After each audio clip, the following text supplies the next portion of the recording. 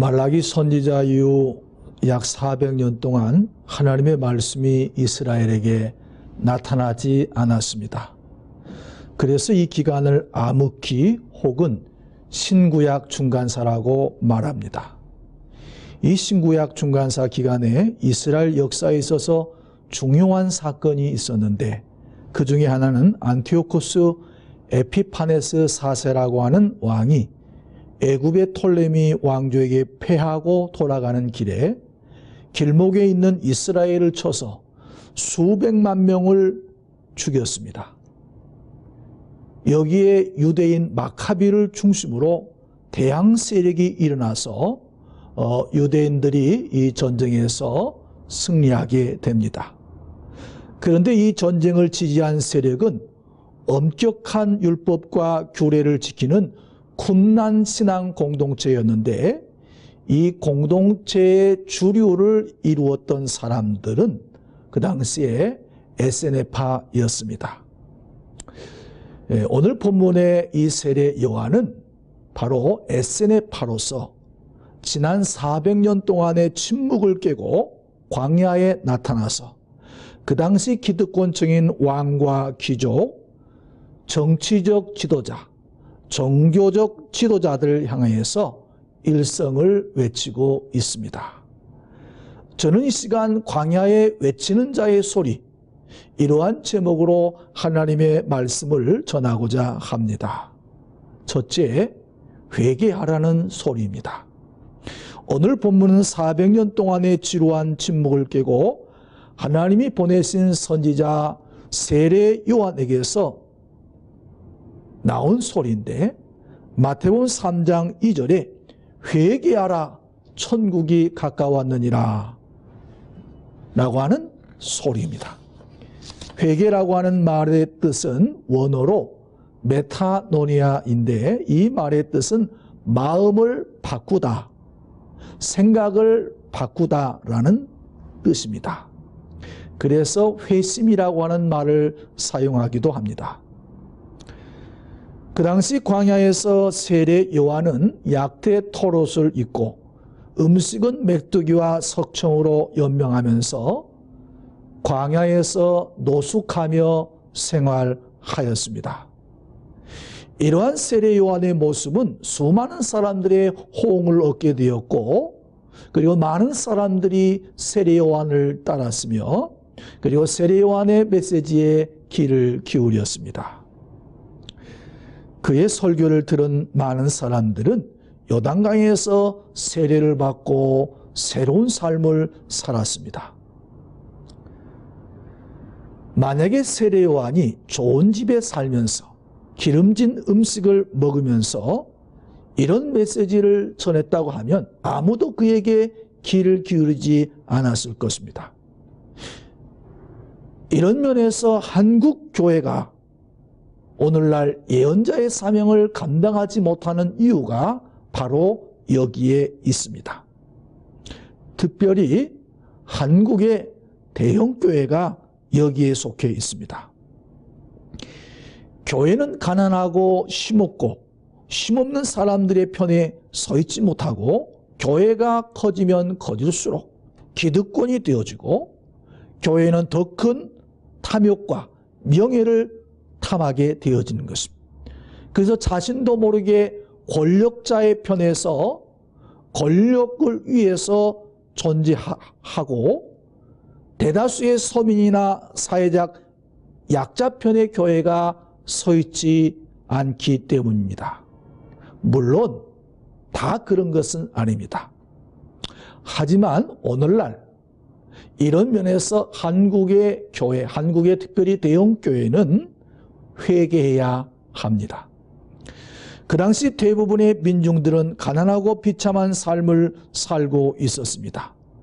세례 요한은 이러한 가난한 사람들이 생활하는 그러한 음식을 먹고 생활하면서 사람들에게 하나님의 말씀으로 위로하고 격려하고 하나님 나라에 대한 소망을 주었습니다. 그런 까닭에 세례 요한의 설교를 들으려고 예루살렘과 온 유대와 그리고 요단강 사방에서 나왔다고 마태복음 3장 5절에서 이렇게 말씀하고 있습니다. 광야에 치는 자의 소리가 있어 이르되 너희는 주의 길을 준비하라. 그가 오실 길을 곧게 하리라. 요한의 메시지는 그 당시 종교 지도자들을 타켓으로 삼았습니다. 그들 가운데는 사두개인과 바리새인들이 있었는데 그들을 향하여 세례 요한은 독사의 자식이라 그렇게 이야기했습니다. 누가 너희를 가르쳐서 임박한 진노를 피하라 하더냐. 그러므로 회개에 합당한 열매를 맺으라고 말씀하고 있습니다. 그러면서 너희들이 아브라함이 우리 조상이라고 생각하지 말라. 내가 너에게 이르노니 이 돌들로도 아브라함의 자손이 되게 할 수가 있다.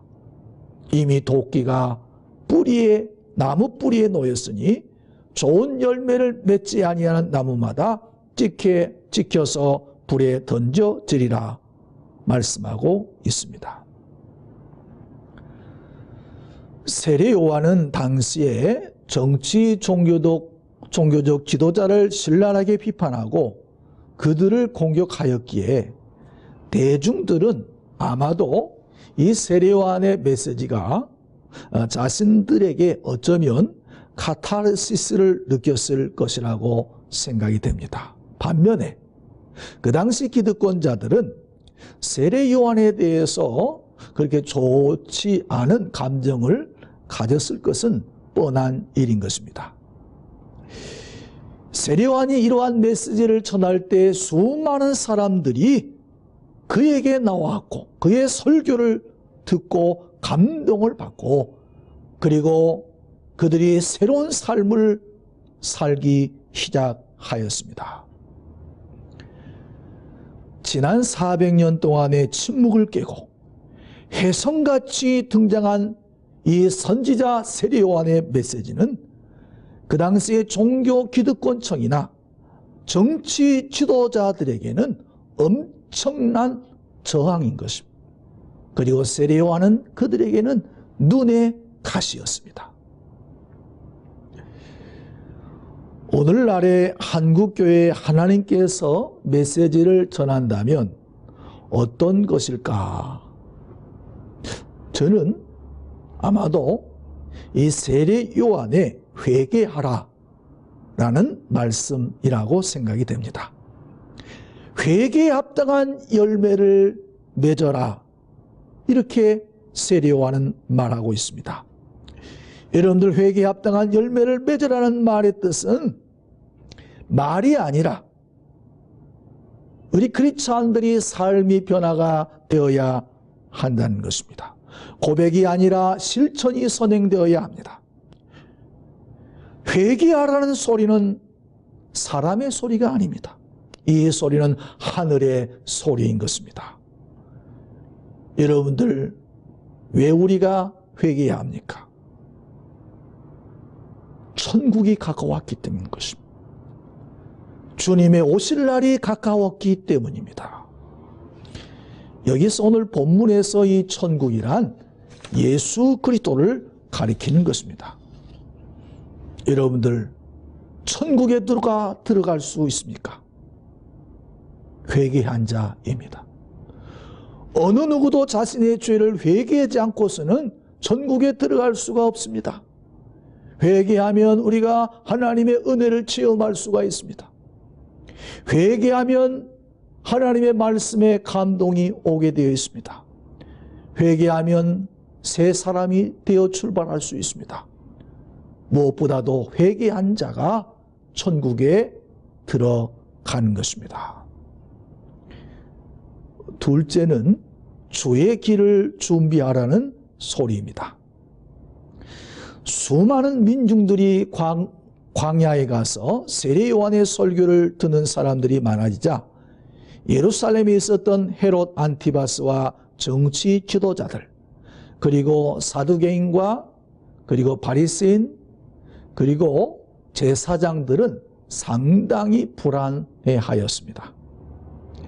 그리해서 급기야는 이 제사장들과 내인들을 세례 요한에게 보내요. 세례 요한의 정체에 대해서 묻기를 시작했습니다. Who are you? 너가 누구냐? 너가 도대체 어디서 온 사람이냐? 세례 요한에게 이렇게 물었습니다.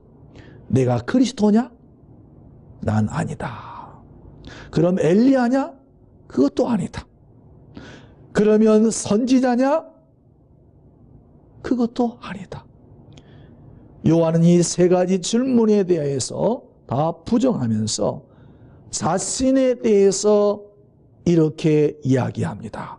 23절에 주의 길을 곱게 하라고 한 광야에서 외치는 자의 소리, 주의 길을 평탄케 하라는 광야에서 외치는 자의 소리다. 이렇게 자신에 대해서 말합니다. 이사야 선지자는 주전 700년 전에 이사야 40장 3절에서 5절에 외치는 자의 소리여 가로되 너희는 광야에서 여호와의 길을 예비하라. 사막에서 우리 하나님의 대로를 평탄케 하라. 골짜기마다 도두어지며 산마다 작은 산마다 낮아지며 고르지 않은 곳이 평탄케 되며 험한 곳이 평지가 될 것이요 여호와의 영광이 나타나고 모든 육체가 그것을 함께 보리라. 대저 여호와의 입이 말씀하셨느니라. 이 말씀이 바로 세례 요한을 가리키는 말씀인 것입니다. 이 말씀을 마태는 3장 3절에서 인용하고 있습니다. 세례 요한은 자신을 한마디로 말해서 구약에 예언된 메시아는 자기는 아니다. 이렇게 얘기합니다. 자기는 엘리야도 아니다. 선지자도 아니다. 단지 자신은 그리스도가 오시는 길을 준비하는 사람뿐이다. 주님이 오시는 길을 준비하는 자일 뿐이다. 라고 이렇게 말합니다. 요즘 우리나라도 영화 산업이 굉장히 발달했죠. 세계 영화인들이 우리나라 시장이 크기 때문에 우리나라에 와서 세계적인 국제 영화제도 개최하기도 합니다. 부산에서 국제 영화제가 가끔씩 열리는 것을 봅니다. 그런데 그 영화제에 참여하는 것을요, 그 영화 배우들은 다른 말로 레드카페트를 붉은 카페트를 밟는다 이렇게 이야기합니다. 그래서 이 유명한 영화제에 그 명성 있는 그 배우들이 많이 오기 때문에 그 영화제에 참여해서 그 레드카페트를 밟는 것만으로도 이 배우들은 대단한 영광으로 그렇게 생각하는 것입니다. 왜냐하면 바로 그곳에는 유명한 배우도 있고 그리고 자신이 곧 그곳의 주인공이기 때문입니다. 그런데 이러한 대행사를 치르기 위해서는요, 그 뒤에 숨은 공로자가 많이 있습니다. 바로 그 영화제를 준비하기 위해서 세팅을 하는 사람들입니다. 무대장치를 준비하고 조명시설을 준비하고 카메라를 준비하고 그리고 거기에 맞는 소품들을 완벽하게 준비하면 마지막으로 유명 배우들이 밟을 레드 카페트를 깔아놓게 되어집니다. 이런 것들이 준비되면 바로 국제 영화 행사가 시작되는 것이죠. 이와 같이 세례 요한은 자신은 마치 유명 배우들이 밟고 걸어가는 카페트를 까는 준비하는 사람이다. 소품을 준비하는 사람이다. 이렇게 이야기합니다. 그러니까 자신이 주인공이 아니라는 거죠. 자신은 주인공이 절대 아니고 자신은 주인공을 위해서 준비하는 사람일 뿐이다 라고 말합니다. 사실 그 당시 예수님보다 세례 요한이 훨씬 명성이 있었고 그를 따르는 사람은 많았습니다. 그의 말 한마디는 많은 사람들에게 영향을 주어서 그 당시에 로마 정부에 대항하는 그러한 반정부군, 그러한 혁명군을 규합할 수도 있었습니다. 자신의 세를 과시할 수가 있었습니다. 하지만 요한은 그렇게 하지 않았습니다. 자신의 역할을 분명히 안 것이죠. 자신의 역할은 광야에 외치는 자의 소리로서 주님의 오시는 길을 평탄케 하고 준비하는 것임을 분명히 안 것입니다. 사람들이 세례 요한의 입에서 내가 메시아다라고 하는 말이 나오기를 고대하였습니다. 하지만 자신의 인기가 하늘을 찌를 때 그는 교만하지 않았고 겸손히 자신의 역할을 알고 그 시선을 예수 그리스도에게 향하게 하였습니다. 이것이 바로 세례 요한의 위대한 점입니다. 누구든지 자신의 인기가 치솟을 때 돈과 명예와 영광을 차지하려고 하지 않겠습니까? 하지만 세례 요한은 그렇게 하지 않고 그 모든 영광을 주님께 돌려드렸습니다. 그가 뭐라고 하였습니까? 마태복음 3장 11절에 내 뒤에 오시는 분은 나보다 능력이 많으시니 나는 그의 신을 들기도 감당치 못하겠노라. 이런 세례 요한을 주님은 여자가 난 자 중에 가장 큰 자라고 칭찬을 하셨습니다. 세례 요한의 역할은 자신이 메시아가 아니라 메시아가 오시는 길을 준비하는 것입니다. 오늘 우리도 다시 오실 예수 그리스도를 위해서 우리 각자가 준비할 것이 무엇이 있는지 생각해야 할 것입니다. 마치 노마가 모든 길을 준비했듯이, 그리고 알렉산더가 헬라의 문화를 퍼뜨렸던 것처럼 오늘 우리는 이 시대 주의 복음이 곧게 전파될 수 있도록 우리가 주님의 오시는 길을 준비해야 할 것입니다. 셋째는 사명의 소리입니다. 요한은 사람들이 북적이는 예루살렘 한복판에서 외치지 않았습니다. 뜨거운 태양이 장렬하고 물도 구할 수 없는 메마른 곳에서 하나님의 소리를 전했습니다. 아무도 오지 않을 것 같은 그곳에 사람들은 모여들기 시작하였고 사람들은 요한의 소리에 귀를 기울이고 하나 둘씩 요한을 따르고 그리고 요한에게 세례를 받기 시작했습니다. 광야는 이스라엘 백성들이 애굽을 나와서 40년 동안 만나와 메추라기를 먹고 옷이 헤어지지 아니하고 배고프지 않게 하나님께서 기적을 베풀어 준 그런 장소입니다. 이 광야 생활이 끝난 이후에 이스라엘은 가나안 땅에 정착할 수가 있었습니다. 여기서 우리는 영적으로 이 광야는 우리가 사는 이 세상을 상징한다고 볼 수 있습니다. 이 세상은 광야처럼 메마르고 배고프고 그리고 힘든 세상입니다. 하지만 이러한 광야에도 하나님이 함께 하시면 기적은 일어나는 것입니다. 바로 우리 크리스찬들은 광야 같은 세상에서 지치고 고난 인생들에게 하나님의 말씀을 전달하는 사명자의 소리가 되어야 합니다.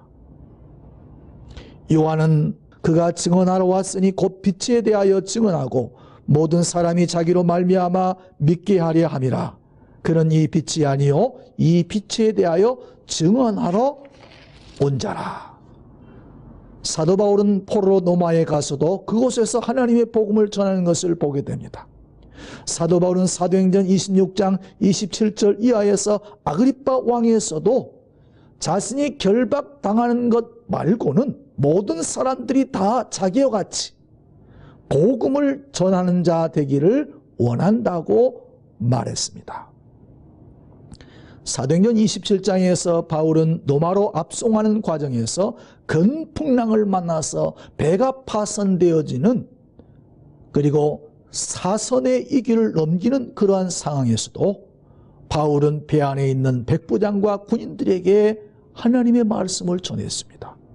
그리고 이렇게 그들에게 말했습니다. 사도행전 27장 22절에 내가 너희를 권하노니 이제는 안심하라. 너희 중 아무도 생명에는 손상이 없겠고 오직 배뿐이러라. 사도행전 28장에서는 바울이 로마에 도착하게 되는데 거기에서도 유대인들 가운데 높은 사람들에게 자신이 죄인으로 온 것은 자기가 무슨 죄가 있어서가 아니라 순전히 복음 전하는 일로 인해서 자기가 왔다고 말합니다.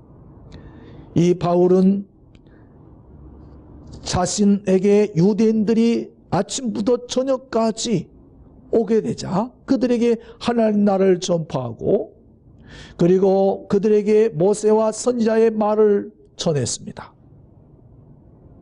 그 중에는 바울의 말을 듣고 믿는 사람도 있고 믿지 않는 사람도 있었지만 바울은 담대하게 그리스도의 복음을 전파했습니다.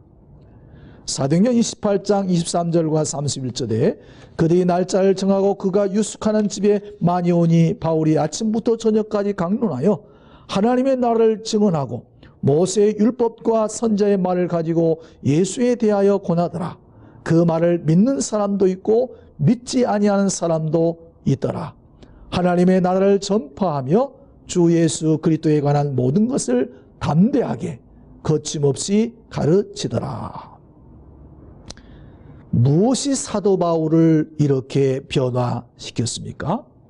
그는 다메섹 도상에서 부활하신 주님을 만났습니다. 주님을 만나면 사람이 분명히 달라집니다. 주님을 만난 사람은요, 새로워집니다. 주님을 만난 사람은 하나님 나라의 소망을 갖게 되어지는 것입니다. 오늘날 대부분의 사람들은 경제적인 부담과 압박으로 힘든 삶을 꾸려가고 있습니다. 선진국 문턱에 있는 우리나라가 세계 최고의 자살률인데 하루에 33명이 자살한다고 합니다. 작년 7월에 우리나라의 유명한 PD가 고시텔에서 목숨을 끊었습니다. 며칠 전에 그 서울의 송파구에서 지하에 사는 세 모녀가 밀린 보증금을 주인에게 내고 그리고 주인에게 감사하다고 마지막 생을 끊었습니다. 참으로 슬픈 시대에 동시대의 사람으로서 슬픈 마음을 금할 길이 없는 것입니다. 좌절과 절망 속에서 오늘 하루하루 힘든 삶을 살아가는 사람들에게 우리가 무엇을 줄 수가 있겠습니까? 예수 그리스도 있습니다. 이것이 세례 요한의 사명이었다고 사도 요한은 전하고 있습니다. 주님의 오심이 가까운 이때에 저와 여러분들의 사명이 있습니다. 그게 무엇입니까? 예수 그리스도의 복음의 소식입니다.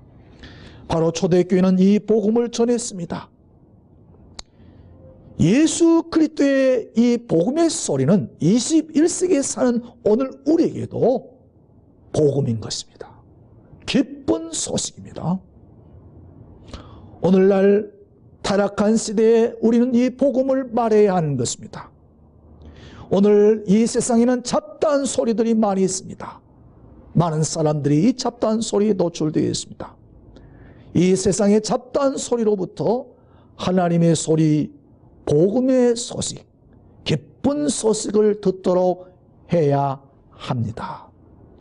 예수 그리스도의 복음만이 사람을 살리고 가정을 살리고 부패한 사회와 국가를 건질 수 있습니다. 복음만이 이 세상을 부패와 타락에서 구원할 수가 있습니다. 사랑하는 성도 여러분, 회개하라는 세례 요한의 메시지가 먼저 우리 마음에 와 닿아야 하겠습니다. 그리하여 주의 오심을 준비하고 우리 모두 이 마지막 때에 세례 요한처럼 광야에 외치는 자의 소리가 되어서 이 시대를 깨우는, 이 죄악 세상을 깨우는 저와 여러분들이 되시기를 주의 이름으로 축원합니다.